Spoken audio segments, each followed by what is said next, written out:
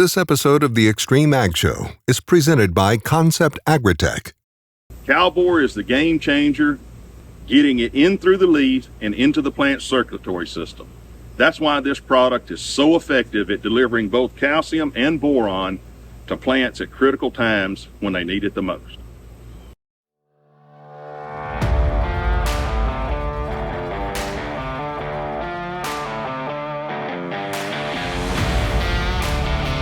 Sporting the latest in agriculture technology, the John Deere Cotton Harvester has revolutionized the way cotton is harvested and baled. The new generation of cotton harvest is the round bale picker. It's absolutely amazing what this machine will do. So what's so amazing about these machines now is they take it from the stalk, completely process it into a round bale, tarp it, and lay it on the ground. The advancement of the technology, the biggest thing we see here is we're running 3 machines, right? And we're running that with 4 people. To run those same 3 pickers back during the module days, it would take 18 people to run this same operation we're running with 4. So there's a huge amount of labor savings with this new technology. When you had the old square bale module, you set it on the ground, took 4 people to tarp each one of them. There were 16 bales in that. Bottom of it was sitting flat on the ground. So a lot of rain, a lot of wind, a lot of rain standing on the ground, you'd rot the bottom 6 inches of the cotton. In today's world with these round bales, it wraps the whole bale. So it's just like a hay bale. You can set those on the ground and they'll weather 6 months. They'll sit there for 6 months and not rot. Where a square bale sits there over a couple of months, it's gonna start deteriorating.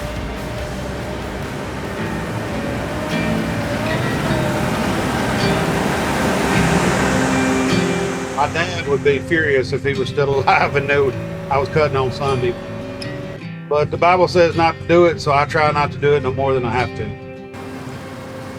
So we're picking cotton, and we're kind of pushing these fields a little bit. We put the second app on them about 6 days ago. Normally I wait 10 days before I pick it. But with the rain coming, you know, a rain can really hurt you a lot. If it's a small rain, it won't hurt you any. But if it's a big rain and wind will knock cotton lint out. You can see on the ground here now, there's a few locks on the ground, you know, just from just normal natural stuff. Every acre, you know, that we can get during harvest, every hour we can harvest is that much more than we get out of the field. It is very tricky. Them combine boys, they think combine's tough to run. They need to come get them some of this. There's so many different things you got to be doing, so it's all on board.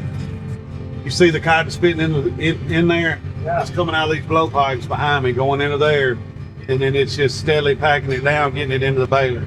So see how it's steadily baling the cotton? You can see it going through over there? Yeah. It's steadily baling it up. Now I have a module sitting there, now I'm fixing to let it down. So I'm gonna hit this button, it's gonna roll it out on the ground, pick it back up, and we're done to the next one. To be perfectly honest with you, there's a whole lot of buttons on here that are different than a combine, but it's just dang near foolproof.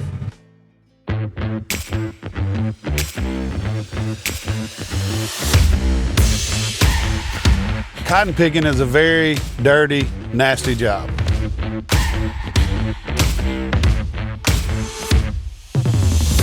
One, it's a dirty job outside the picker, because you're picking that lint off, and with those spindles, you're crushing up those stalks, burrs, leaves, anything that's left on there. That's where it's dirty when you're picking in a field. The most dirty job is the next morning when you got to get them ready to go back out, because all that dirt and dust and lint that you've had through the day is now laying on that picker in every corner, crack, and crevice you can have it. But this picker here also has so many mechanical and electrical things going on it that it's got to be clean. So every single morning, no matter if there's a dew or not, we have a picking crew come in, a service crew come in, and completely clean these pickers up. They'll leave from there and go do other jobs, but the first 2 or 3 hours in the morning, we're getting these pickers back where they look new.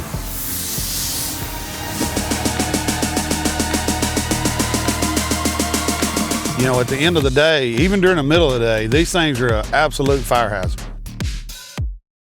So when we're talking about what starts a fire, this actually come off the picker just by winging. So that's what we're looking at all over the picker. And if that's not a fire hazard, there's not anything a fire hazard. That's a critical maintenance. Of course, you know, we have to grease the spindles. It's a massive amount of grease that's put into this cotton picker because each bar has all these spindles in there, and each one of those has to have grease to it. So there's a massive amount of what we call picker grease that goes into each bar of each drum, and there's 12 drums on that cotton picker. So that's a big important factor too, is to keep it greased. These pickers have been a lifesaver. This is the most advanced technology of any farm machinery on our farm. From going to where we were tromping trailers with a 2-row cotton picker back to the days of picking by hand to now running something like this is truly amazing, the technology. The crappy part about this $1 million machine is it can harvest 1 crop. Where a combine can harvest 10 crops, this machine here can harvest 1 crop. So you harvest for 20 to 30 days, put it in a shed. So 11 months out of the year, this $1 million piece of equipment sitting on a shed.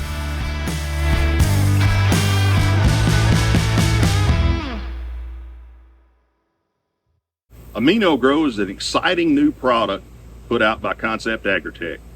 What we've seen is an increase in fruiting sites as well as branching, and this has equated to yield.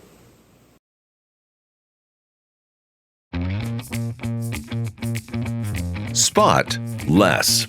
Introducing the cleanup for tar spot, gray leaf spot, southern rust, and more. Novel next generation Adastrio fungicide from FMC broadens your spectrum and strengthens your residual foliar disease control. Protect your cornfields with a proprietary combination of 3 modes of action. Visit your FMC retailer or adastrio.ag.fmc.com to clean up this season. In the heart of harvest, victory awaits. Introducing Demco's high-speed, all-wheel steer, combine header transport trailers. Crafted for strength, engineered for speed. Demco, tailored for victory. Some farmers I know swear by a name. Say they'd never operate anything else. Well, here are a few names for my Fendt 900 tractor. Fuel Saver, Time Maximizer, Game Changer. I like those names.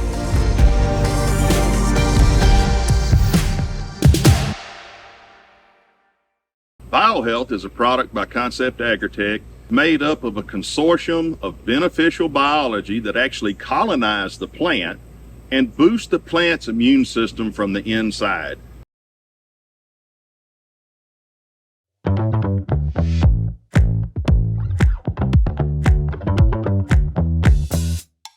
Just as impressive as the harvester in the field is the transformation that cotton takes when it gets to the gin. One of the really cool processes is after we get the cotton harvested. So gin is where the processing of the cotton comes from into the lint bales, and the seed is extracted from there.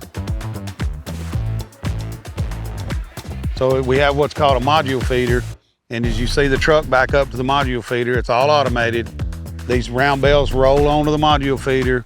Then the cotton goes into more of like a chewing action. So it's actually taking paddles and it's busting that module up. Then it goes through a cleaning process. So any of the sticks, the stems, the burrs from that cotton boll, that all goes in one pile, and then the seed cotton goes on to a further process. So at that point, when they clean that cotton, they're taking all the trash out of it.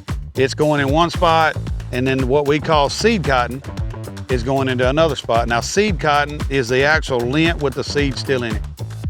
So that seed's actually being deposited in another pipe, which we'll talk about in a minute. And the lint goes from there into air and then into a conveyor, which goes into the bale press. The cotton bale is completely de-seeded lint cotton that has been compressed. From there, it goes out the conveyor. It's actually bagged at that point, and then drops off of that conveyor. As you see, the fork truck comes and picks it up, goes and puts it over there in a stack. Semi backs up to the dock. They load so many bales in the truck. That truck then leaves and goes to the compress. Compress is basically a fancy word for a storage house. It would be the same thing as a grain bin. From there, it may go to India, China. It can also go domestic, depending on who buys it. You know, the domestic market in America is not as strong as it used to be. The majority of our cotton now goes to export. I mean, let's face it, the majority of our cotton goes to China. That's where the people are. That's where a lot of the manufacturing is. Then that cotton has actually been made into some type of product and brought back to the United States. So, you know, it's a big circle we go through. The seed, through air pipes, is blown into what is called a seed house. From there, it is contracted or sold by the gin. Some of it would be pre-sold, just like grain. I sell some grain early, I sell some grain late. I try to manage my risk by pricing it. So the gin's gonna do the same thing. You're gonna get your cotton, they're gonna get the seed. So fun fact, you know, you would think if you didn't know anything about it that you could keep your cotton seed, plant it the next year. And you could do that. You know, if you had a deleting process, you could do that. But the seed companies have trait technologies on there, whether it's insect resistance or weed resistance, and it's against the law to be able to keep your seed.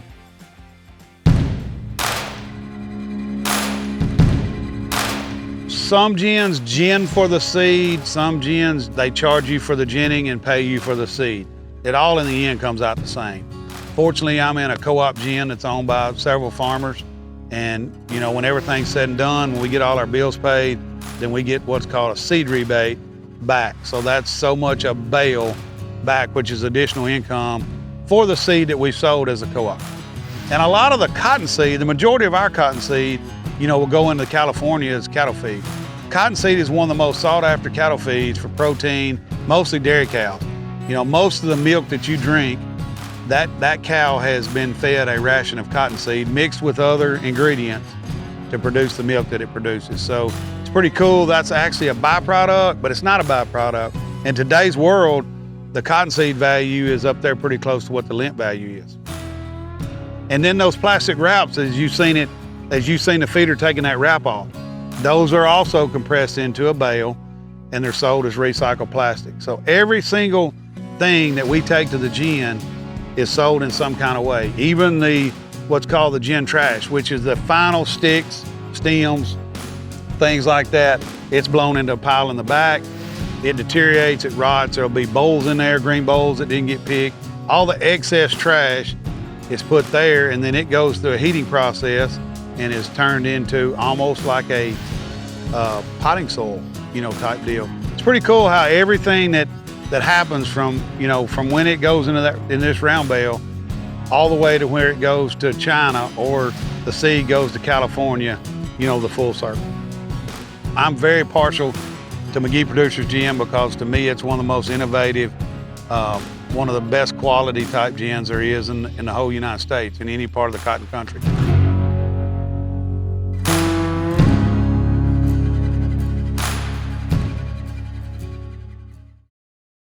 Adding Raytheon into your in-fur application or even an over-the-top application around V3, V4 can do wonders in helping that plant navigate tough soil conditions as far as nutrient tie-up is concerned. Control the toughest weeds with overlapping residuals. Lock in the longest-lasting control for your soybean fields. Authority brand herbicides such as Authority Edge herbicide and Authority Supreme herbicide combine the industry's most effective Group 14 and 15 active ingredients for a clean start and long-lasting residual control. Following up 14 to 28 days later with a post-application of Anthem Max herbicide through V6 establishes a heavy-duty, economical, overlapping residual program. Claims are good and all, but I'm more interested in results. My Fendt Momentum planter delivers them. The only planter with automatic tire pressure adjustments, weight transfer across its frame, and inline center tandem wheels that eliminate pinch rows. It's just another way I know Fendt's got my bottom line top of mind.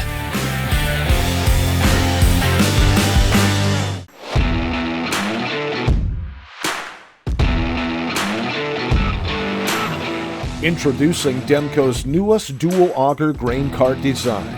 Now equipped with the front folding auger and available in right side or left side unload options. Featuring Demco's corner auger design for optimal visibility. With a 22-inch vertical auger, unload at speeds of 600 bushels per minute. Demco. Outpace harvest time every time. Sweet Success has been in the product lineup of Concept AgriTek for a while. We've seen it do a lot of things that you wouldn't think a blackstrap molasses product would do. Anytime you can increase the bricks content of your plant, the more healthy it's going to be.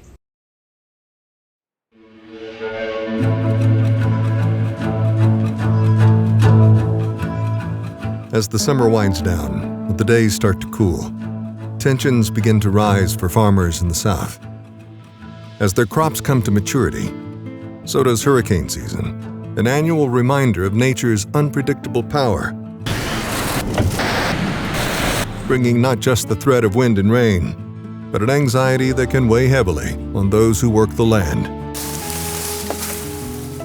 You know, we've worked all year long on getting these crops to where they are, you know, been blessed with rainfall, and so now it's just like the stress gets even more to try to get what you've made out of the field, because you ain't made it. You ain't made it until you got it.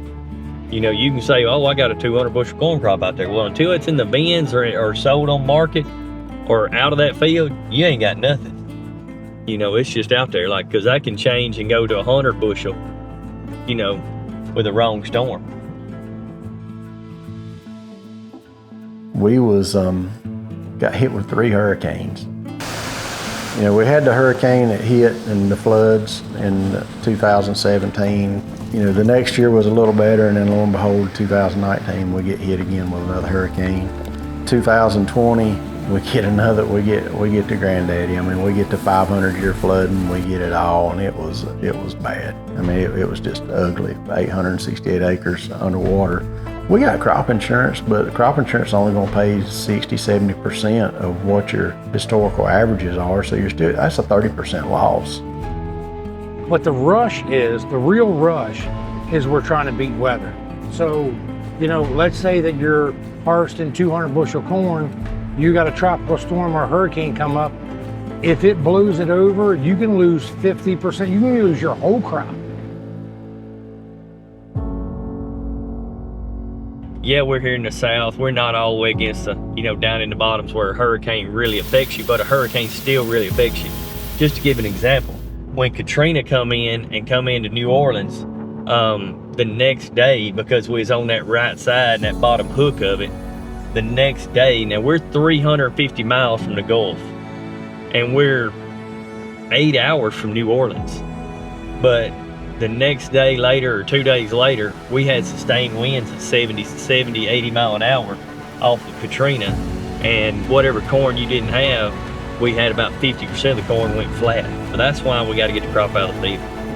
Like, you know, you just don't ever know if something might blow up, and then you have a storm come in, you know, and flatten the crop. Tell me how to control a hurricane. That's our biggest risk factor, is you'll have this cotton sitting out there wide open, you know, ready to harvest, and you'll get a hurricane come in and it'll put 500 pounds on the ground. So if you're at a 1,500 pound crop and you get a, you know, say a Cat 4 hurricane coming to the Gulf of Mexico, you know, we're looking at 40 to 50 to 60 plus mile-an-hour winds, torrential rains, and we can easily lose 500 pounds. So that's 1/3 of your crop on one storm. You know, if we were getting a huge blowing rain, wind coming through, you can see these locks. You know, you get enough rain and enough wind, and that's gonna fall on the ground. I can probably, you know, shake this plant around, and you can see on the ground, you can see right there where I shook it around and I lost that bowl. So that's something you really gotta pay attention to. How much of this can you stand on the ground? You know, if we were looking at a hurricane or like a 4-inch rain coming in with a lot of wind, like a storm type rain, no question I would pick this. I would forego this to be able to get this. You know, a bird in the hand's better than 2 in the bush. Urbanization and the loss of farmland to development is especially pressing for Henderson farms. It's changed how they farm, and hardened their resolve to survive. The thing I'm worried about the most is if I'm gonna be able to do this when I'm my dad's age, because so many plants and businesses is coming in here. It's a, thriving city. Huntsville's the biggest city in the state now. We've probably lost 1,000, 2,000 acres, to development over the last 10 years. So it's really opened your eyes, and it really hones in on your skills of what you're doing with dry fertilizer or liquid fertilizer, or kind of how you're managing your crops. But it's made me a better farmer. It's taught me about strip till, because I went into strip tilling just to save money for not needing to fertilize the whole land. I don't believe in just stopping fertility and not putting any fertility out, but I also believe in, I can't build the ground when it's gonna be a shopping mall next year either. It's a fight of survival. If I gotta go out of state farming or make it work, that's what I wanna do. I wanna make it work, because I don't wanna let this die, because so many family members before me have put so much into it that, that's my drive. My drive is to keep going and finish what they left for me. We will travel many miles. Will we ever see home again? Go long for season-long foliar disease protection that starts at plant. Active ingredient flutriafol moves through your corn plants as they grow for inside-out protection from roots to tassel. A single at-plant application provides comparable performance in corn yield protection to that of VTR1 foliar fungicides against diseases like gray leaf spot, northern corn leaf blight, common rust, and more.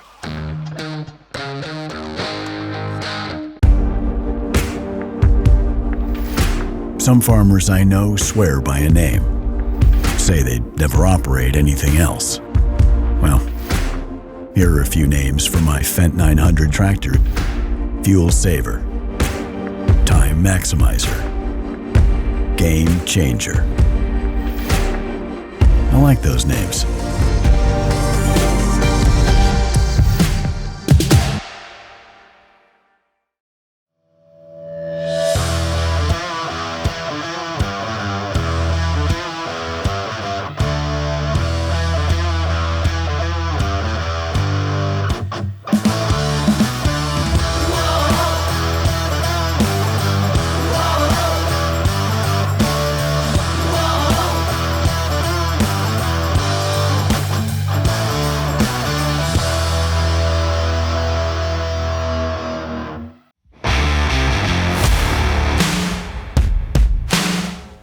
As Temple Roads gears up for corn harvest, the pressure is on.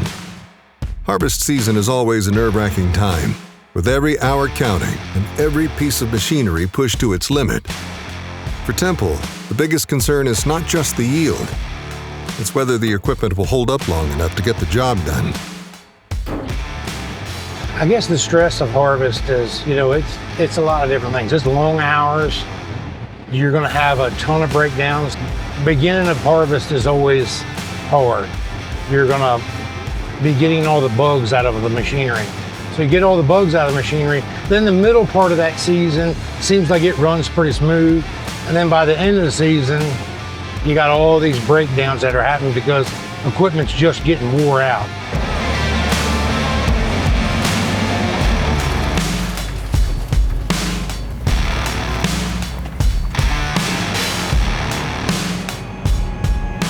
So we got to take it all the way back to we got to take it back to the house, then pull it out with a skid loader.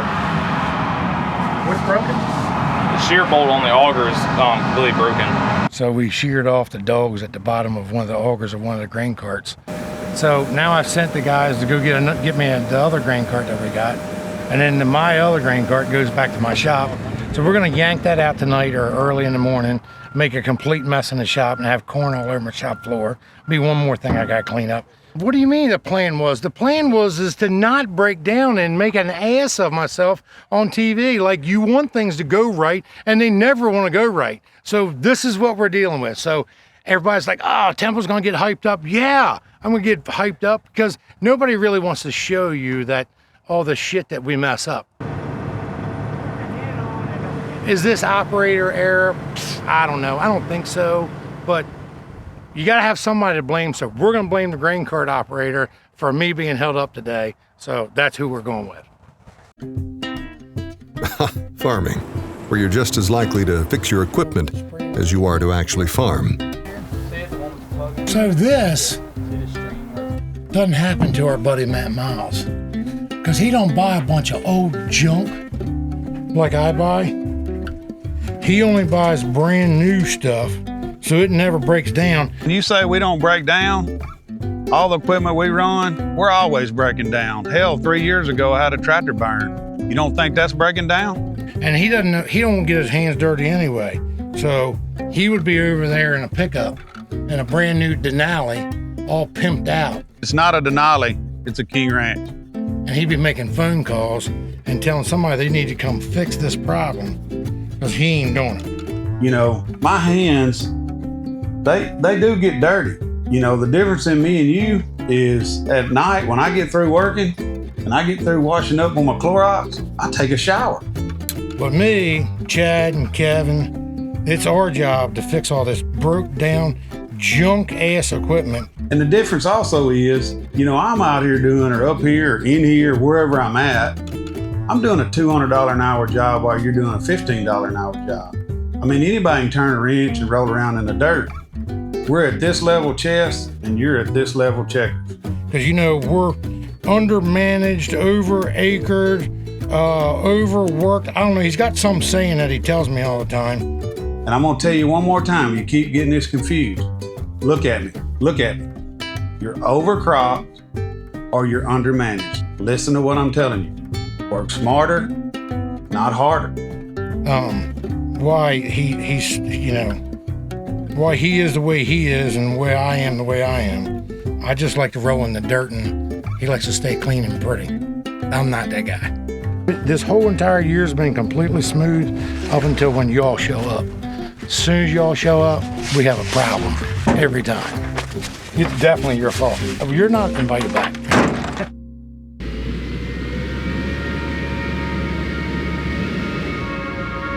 As the last bit of daylight fades, Temple and his crew are exhausted, hoping to finally wrap up a long day of harvest. But fate has other plans. Another breakdown halts everything. I had to have that in there a little bit. I mean, how many people like either side of it? The pressure mounts.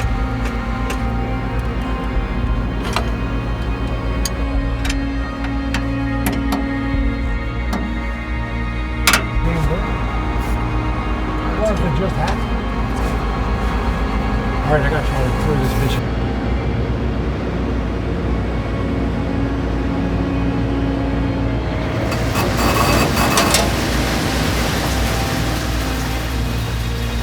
As the engines roar back to life, it seems like the team has pulled off the impossible.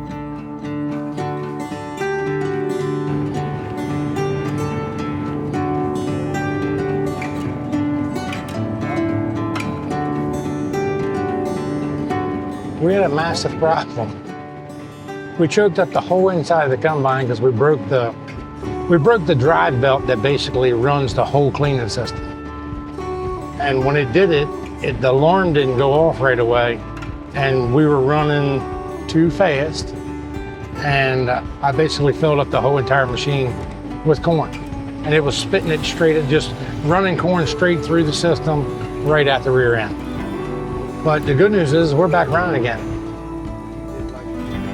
You don't realize how valuable a situation becomes, because so we do all the work and all the maintenance on our combines, all of our equipment ourselves, and my sons and the whole entire crew, they're there and we're ripping machinery apart. So take that and pull it forward, like where we had a situation today where we broke the belts, we tore up an auger, we did all that. This is stuff that we've had apart a bunch of different times. So everybody jumps in, we can do it really, really fast, and we can get right back in the field. But all of those things, that's really training for when we're in the field, which is now. You know, it put us right back in the field. We wasted maybe 2 hours. That's it.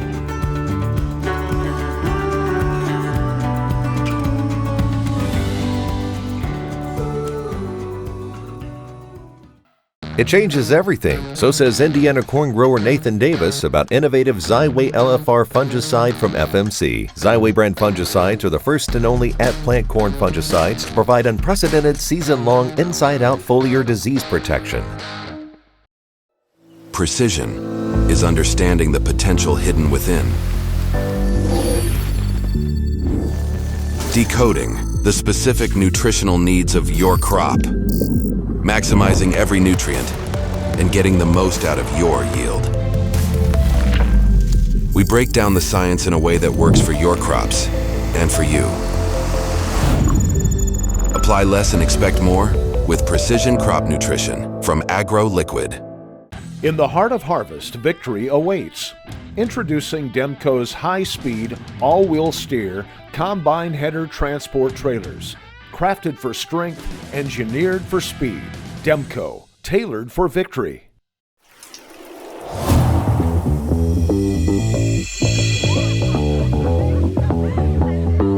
So plant hormones, they are nutrients, but they are important in plant physiology. They bring a lot of important things to the plant. They're kind of in step with nutrition when we're talking about movement within the plants, plant regulation, how the plant functions, how it feels, how it operates. Hormones are just as important as nutrition is, and if we're out of balance on the hormone side, it means our nutrition ain't being efficient. And if nutrition's inefficient, our hormones are out of balance. So the plant becomes this yo-yo, so to speak. Auxin is a known hormone. Kind of call it the rooting hormone. So it really works on roots and shoots.